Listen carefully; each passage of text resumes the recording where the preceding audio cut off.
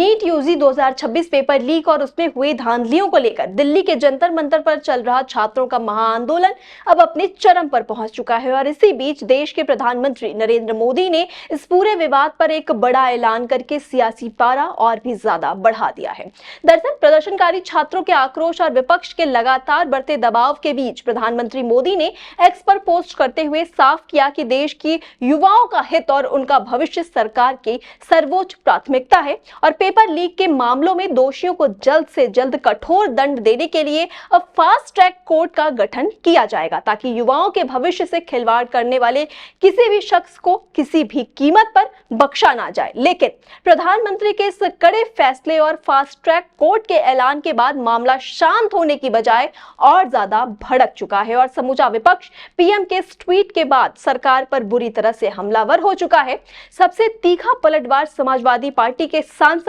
और राष्ट्रीय प्रवक्ता राजीव राय की तरफ से आया है, जिन्होंने पीएम मोदी पर चुभता हुआ तंज कसते हुए सीधे तौर पर कहा कि हुजूर आते आते बहुत देर कर दी। राजीव राय ने शिक्षा मंत्री धर्मेंद्र प्रधान के इस्तीफे की मांग को धार देते हुए कड़े शब्दों में पूछा कि क्या कोई एक व्यक्ति या एक मंत्री देश के और हमारे बच्चों के भविष्य से बड़ा हो सकता है। इतना ही नहीं, उन्होंने छात्रों पर हुए लाठीचार्ज और नीट परीक्षा के बाद 22 छात्रों की आत्महत्या का दर्दनाक मुद्दा उठाते हुए सरकार को घेरा और साथ ही मेदांता अस्पताल में अनशन पर बैठे सोनम वांगचुक से न मिलने देने को लेकर भी सरकार पर एक बड़ी साजिश रचने का गंभीर आरोप मढ़ दिया है। उधर लोकसभा में नेता प्रतिपक्ष राहुल गांधी ने भी पीएम के इस ऐलान पर कड़ा प्रहार करते हुए सीधा आरोप लगाया है कि मौजूदा सरकार ने देश के एजुकेशन सिस्टम को पूरी तरह से बर्बाद कर दिया है और पेपर लीक के जिम्मेदारों को सरकारी संरक्षण दिया है। राहुल गांधी ने फास्ट ट्रैक कोर्ट के जवाब में सरकार के सामने अपनी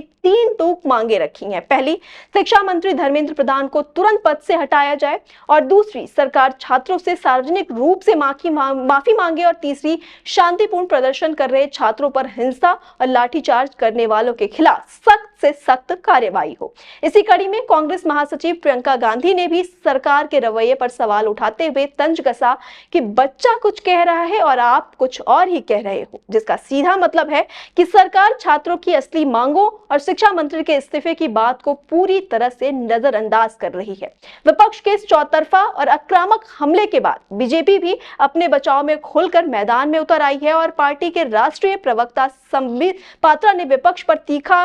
पलटवार करते हुए कहा है कि सरकार पेपर लीक जैसे संवेदनशील मामले पर पूरी तरह से गंभीर है और फास्ट ट्रैक कोर्ट बनाने का फैसला इसका सबसे बड़ा प्रमाण है। लेकिन विपक्ष इस पूरे मुद्दे का राजनीतिकरण कर रहा है और छात्रों के कंधे पर बंदूक रखकर अपनी सियासी रोटियां सेकने का काम कर रहा है। कुल मिलाकर कॉकरोच जनता पार्टी यानी सीजेपी के बैनर तले संसद मार्च और जंतर मंतर पर डटे छात्रों का ये आंदोलन अब सड़क से लेकर सोशल मीडिया और संसद तक एक सीधी राजनीतिक जंग में तब्दील हो चुका है। और अब यह देखना बेहद अहम होगा कि क्या पीएम मोदी के फास्ट ट्रैक कोर्ट वाले इस बड़े आश्वासन से आक्रोशित छात्र शांत होकर घर लौटते हैं या फिर शिक्षा मंत्री के इस्तीफे की जिद पर अड़ा विपक्ष इस आंदोलन की आंच को आने वाले दिनों में और ज्यादा तेज करेगा। तमाम अपडेट्स हम आप तक पहुंचाते रहेंगे। आप जुड़े रहिए आई इंडिया के साथ।